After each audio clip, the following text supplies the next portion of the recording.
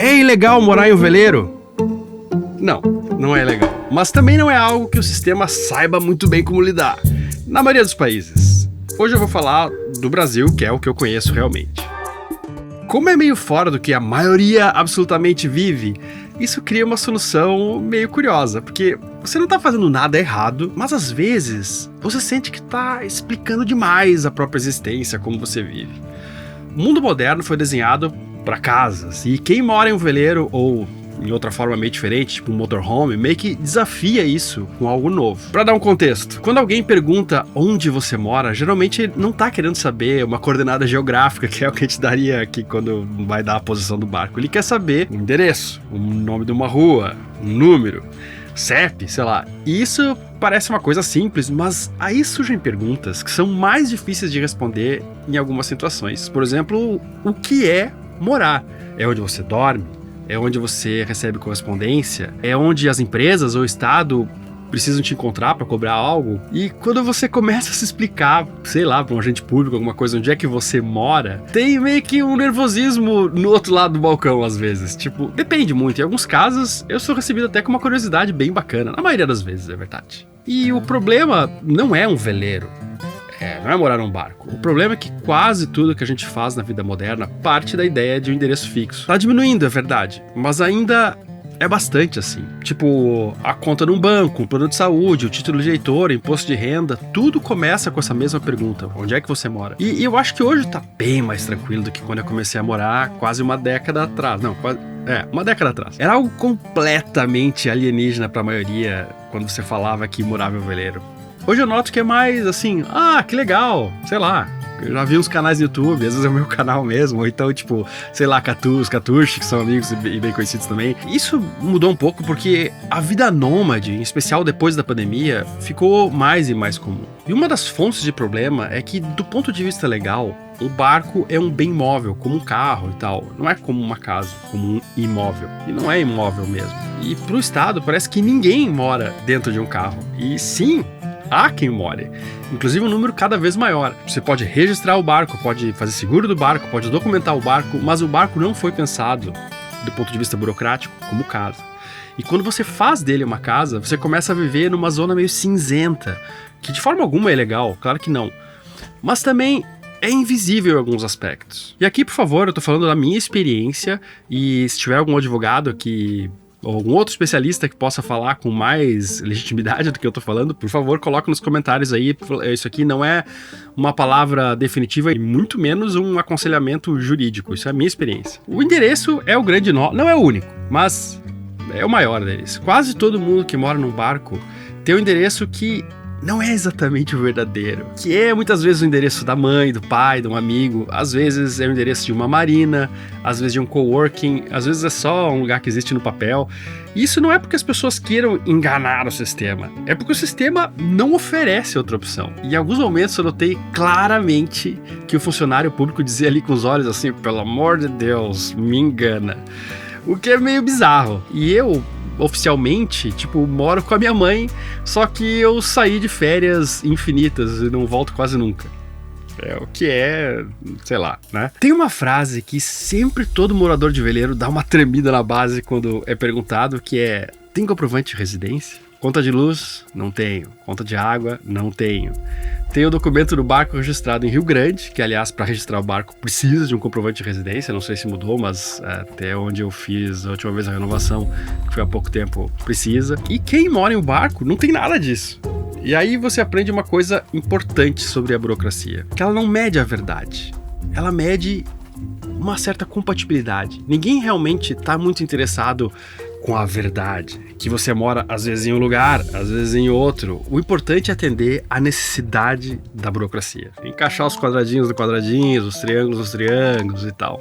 Para o banco você precisa existir em algum lugar, para a Receita Federal você precisa ficar localizável. E é preciso garantir que o oficial de justiça vai te encontrar caso você não cumpra com as suas obrigações. Ou com a Receita Federal, com a Justiça, ou com qualquer outro agente privado que vai te cobrar pela justiça. Pro Estado, parece que você precisa de uma certa previsibilidade. E a vida a bordo é tudo menos previsível. Você muda de cidade, muda de estado, às vezes muda de país. E isso, de fato, gera dificuldades para a saúde pública, para o ensino, para o governo alocar os recursos para oferecer essas coisas. É fato, é uma dificuldade a mais. E eu preciso dizer que isso melhorou muito nos últimos anos. E hoje essa preocupação é bem menor, mas existe. Muitos oficiais da Marinha curtem pra caramba o Rancho Texal, até pensam em morar a bordo um dia e amam o mar da mesma forma que nós, ou mais, sei lá. Mas eu já vi também, especialmente em abordagens, uma certa estranheza ao abordar quem mora a bordo. E de certa forma, o barco como casa é uma possibilidade que não aparece de jeito claro nas normas da Norman. Por exemplo, o barco é tratado essencialmente como uma embarcação, como um meio de navegação. E faz sentido, é para isso que a norma existe. Mas quando o barco vira moradia, esse uso simplesmente não está no centro da discussão. É ignorado. E isso acaba criando situações meio nebulosas. Não porque alguém esteja errado ou queira prejudicar ninguém, mas porque o sistema não foi pensado para esse tipo de vida. Um exemplo clássico é a ancoragem. Na prática, quando você ancora, o barco está parado, guardado, estabilizado. Pelo menos é como eu vejo. É a sua casa nesse momento e eu passo a maior parte da minha vida assim, fundeado, não num pier ou num apoio. Só que do ponto de vista normativo, o barco continua sendo uma embarcação no meio aquaviário sujeito às mesmas responsabilidades. Não é exatamente que ele esteja em movimento, mas ele também não é tratado como algo equivalente a uma casa parada em terra. E é aí que surgem coisas nessa área cinzenta. Eu vou te dar um exemplo bem cotidiano. Eu sou habilitado, sou capitão amador, e quem tá comigo no barco muitas vezes não é. E se eu desço para ir no mercado e a pessoa fica a bordo, pra mim é como sair de casa e deixar alguém ali por meia hora, uma hora. O barco está ancorado, está seguro, com o sistema de fundeio testado, às vezes eu posso estar ali ancorado já há vários dias. E na boa, a minha âncora que eu uso é bem mais confiável que muitas das portas que eu parei. Mas alguém pode interpretar que existe uma embarcação sob a responsabilidade de alguém naquele momento e que quem está ali não está habilitado. Eu entendo que essa leitura seja possível e talvez seja até dominante na Marinha. Agora, pensa comigo, se a pessoa descer comigo para ir no mercado, aí estaria tudo certo? Eu acho que isso mostra que a situação é meio estranha, porque o barco não mudou, a ancoragem não mudou, o risco não mudou, o que mudou foi só uma interpretação administrativa. E esse tipo de coisa não é exatamente um erro da norma. Eu acho que é um sinal claro de que morar a bordo ainda tá fora do radar de quem escreve as regras. Não tem uma linha na Norman que fala sobre isso. E talvez seja alguma coisa nova mesmo e que deva ser considerado no futuro. Existe uma confusão grande entre viajar e morar a bordo. Morar a bordo não é estar de férias eternas, não é turismo, não é fuga da realidade. É uma vida normal, só que organizada de outro jeito. Você morando a bordo trabalha, paga as contas, tem responsabilidades. A diferença é que a sua casa flutua. E eu acho que a maioria das pessoas que toca a burocracia, e aqui eu não falo no sentido pejorativo da burocracia, mas sim da burocracia básica que qualquer país precisa para funcionar, para ter um mínimo de organização. As pessoas entendem que a vida pode acontecer de formas diferentes, mas talvez elas não tenham o poder para colocar mais uma categoria ali no formulário e pensar em todo um conjunto de regras para as pessoas que resolveram morar assim dessa forma. E talvez quem tem o poder de fazer isso tenha coisas mais importantes para se preocupar, mais numerosas. Como é o caso da ancoragem, né? Por exemplo, quem mora a bordo tem outras vantagens. Por exemplo, tá sempre no barco, quase sempre no barco, e a chance de o barco dele garrar e danificar as outras embarcações é menor, porque tem sempre alguém vigiando, né? Com raras exceções de quando sai de casa e tal. Outros pontos mais relativos à cidadania agora. Saúde, por exemplo. O SUS é universal, isso é verdade, e é uma conquista maravilhosa do Brasil. Mas na prática, boa parte do sistema funciona a partir de cadastros locais. Posto de saúde e tal. E o acompanhamento todo gira em torno do território. Quando você mora em um barco, você está sempre mudando de lugar, você existe como cidadão, claro, mas não se encaixa bem nessa lógica operacional. Não é má vontade de ninguém, mas é um sistema que é desenhado para quem está parado. Emergência não é um problema, você nunca vai ter problema com qualquer tipo de emergência em qualquer hospital que atende o SUS e tal. Mas para marcar uma consulta com um especialista, pode ser um problema, especialmente se você não para muito tempo no lugar. E o acompanhamento disso também. Eu tenho um plano de saúde nacional hoje. No início, quando eu morava, eu não tinha plano de saúde. E eu uso bastante telemedicina, o que não é a mesma coisa do que ter a presença física de um médico ali. Mas pelo menos, me deslocando do jeito que eu me desloco, eu tenho acompanhamento mais a longo prazo, que é algo muito legal. Com os documentos acontece outra coisa bem parecida. Agora até melhorou porque não tem mais um RG em cada estado, mas renovar uma CNH, emitir um passaporte, atualizar um cadastro, sempre é um pouquinho mais complicado. Duas coisas me ajudam porque eu tenho uma microempresa e isso absorve um pouco dessa necessidade, não desses documentos que eu falei, mas de ter um lugar, de ter um endereço mais oficial, assim. Hoje também ajuda a poder assinar os documentos pelo GovBR ou então os sites privados como DocSign e tal. Isso ajudou pra caramba. O voto é outro problema interessante e estressante, porque ele tá amarrado a uma zona eleitoral, em território, e morando a bordo, viajando como eu, é muito difícil votar, porque eu ainda tô registrado em uma cidade que é milhares de quilômetros de onde eu tô, e se eu for me registrar em outra cidade, tipo Aracaju, onde eu tô, na próxima eleição eu vou também estar muito longe daqui. E eu também não tenho laços tão grandes para conhecer a ponto de votar aqui para vereador, prefeito. Então faz muitos anos que eu só justifico meu voto. Nesse ponto de vista, eu tenho os mesmos direitos políticos de todo mundo, mas a logística para exercer eles é bem mais complicada. Eu tenho, gastar uns 2, 3 mil reais só de passagem de avião, ou talvez um hotel pra ir lá e votar. Pô, é complicado, né? Sai caro pra exercer esse papel e que muitas vezes é bem difícil de escolher em que você vai votar, né? Morar a bordo te obriga a fazer adaptações o tempo todo. Você continua sendo um cidadão, só que o cidadão que precisa se explicar mais, justificar mais e se encaixar mais. E não é mimimi, não tô reclamando, eu tenho uma vida maravilhosa assim, eu só tô falando de alguns problemas, algumas dificuldades. Tô falando de alguns custos invisíveis dessa escolha de vida, mas que não aparecem às vezes, né, nos episódios, nas fotos. Eu até às vezes coloco algumas coisas sobre isso, sim, das dificuldades, né? Mas eu acho que é importante falar sobre isso. Não é algo que diminui a minha qualidade de vida, de jeito nenhum. Tudo que eu ganho vivendo assim supera em muito. Pelo menos eu não percebo isso no dia a dia.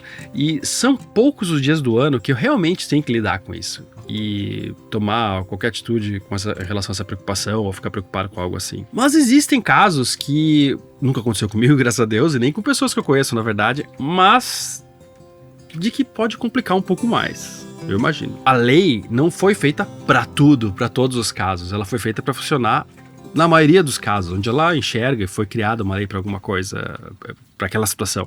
E quando você escolhe uma vida fora do padrão, algumas garantias que todo cidadão tem acabam ficando menos óbvias, mais difíceis de aplicar. Dependem mais de uma certa interpretação.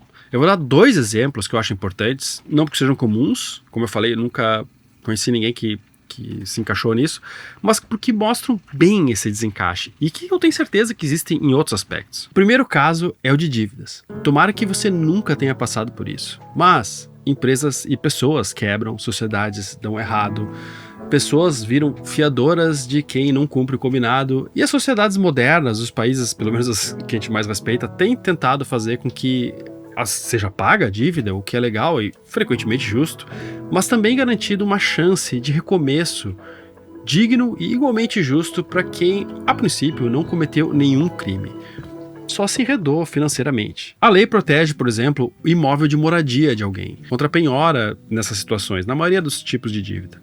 Isso é chamado bem de família. Quando você mora em um barco, pelo que eu sei, essa proteção não é automática. Não é impossível também, mas não é evidente. Você provavelmente teria que provar que aquele barco é de fato a sua residência, o seu lar. Isso pode gerar discussão, perícia, interpretação judicial e até lá, sei lá, o que pode acontecer. Eu, pessoalmente, nunca vi um caso concreto disso. Outro exemplo é a ideia, falando na casa ainda, de que ela é inviolável. Em tese, ninguém pode entrar na sua casa sem um mandato judicial, salvo exceções muito específicas. E isso é uma garantia importante mesmo para quem nunca pretende fazer algo errado e não jamais faria. Ela existe justamente para segurança, para previsibilidade e um limite. Porque imagina se há um agente da lei que não gosta de você por algum motivo, por um motivo idiota, sei lá, você roubou a namorada dele na adolescência, ou sei lá. Ou então ele tá dando um susto bancado por interesses comerciais de um concorrente, ou que quer coagir você a mudar dali, sei lá. Onde tem placa, tem história. Então, onde tem uma lei, tem um motivo para ele estar ali. Todos somos humanos e qualquer instituição tem pessoas que agem 100% certo e outras não. Em um barco que você usa como moradia, eu imagino que esse mesmo argumento possa ser usado, aquilo é onde você mora, mas eu acho que isso fica meio dependente do contexto, da interpretação e de quem está envolvido ali. Não é tão claro, tão automático como uma casa em terra. Se alguém quiser fiscalizar o seu barco enquanto você está dormindo, numa hora inconveniente, por exemplo, eu acho que é mais difícil valer essa proteção na prática de uma forma tranquila e defender isso. De novo, eu não tô dizendo que isso acontece o tempo inteiro. Na verdade, eu nunca vi um caso disso. Não sei de ninguém que tá perseguindo ninguém, etc. Mas essas garantias existem para momentos em que algo dá errado, para exceção. A maioria das pessoas, dos policiais, né, os agentes da lei, sei lá, nunca fariam algo assim. Eu acho imoral também. Mas é óbvio que isso pode acontecer. Ainda mais se não houver essa proteção, se ficar livre. Então, embora improvável, é justamente para esses momentos de exceção é que existem esse tipo de lei. E quem mora a bordo, na minha opinião, tá meio na dúvida se isso existe ou não. Na prática, quem mora a bordo precisa ter um endereço oficial e outro que vive. E não é por malandragem ou não é por querer fazer isso, é puramente sobrevivência administrativa. É uma solução imperfeita para um problema que não tem solução. E que os dois lados sabem e aceitam. A liberdade é linda, é uma das coisas mais importantes que a gente tem. Mas ela vem sempre acompanhada de responsabilidade. Morar a bordo é aceitar que você vai ter menos atalhos prontos. Você ganha autonomia, é maravilhoso, mas você perde um certo encaixe automático nas coisas. Vale a pena? Eu acho que vale muito a pena. Eu amo essa vida. Então, um dos conflitos da vida a bordo não é com o mar. É com sistemas que não sabem lidar com quem não para quieto. Há quem diga que oficializar essa existência seria ruim também, que criaria uma série de regras que diminuiria a liberdade. Talvez, eu não duvido. Mas liberdade e segurança tem a tendência de andar em lados opostos, porque precisa mais responsabilidade de você. No início da pandemia rolou um grande susto com quem morava a bordo, porque de repente as prefeituras pediram para que as pessoas saíssem de seus barcos, onde moravam, para voltar para casa, mas ali era casa. Sair significava ir para um hotel que estava fechado, ou então ia lotar mais ainda a casa de um parente, ou então a rua, sei lá. Por fim, o bom senso venceu, e eu diria que quem morava em um barco na pandemia teve uma vida mais tranquila e rica do que quem morava em terra. Aliás, um grande número de pessoas começou a morar a bordo nessa época. Mas era um momento de exceções. Todas as partes do governo, do estado, estavam abrindo exceções em tudo. Havia uma grande compreensão. Em outro momento, pode ser que só você precise de uma exceção e o Estado, empresas ou governo não estejam tão flexíveis para isso. Se você mora a bordo ou pensa em morar, esse tema não acaba aqui e eu acho que cabe uma discussão também nos comentários. Isso é só o começo de uma conversa. Se esse vídeo te ajudou a organizar as ideias ou te fez pensar diferente, fica comigo nos próximos também. E se quiser apoiar o canal, ajudar o que eu faço aqui, e eu dependo muito da ajuda de vocês, tem o Apoia-se na descrição e até o próximo.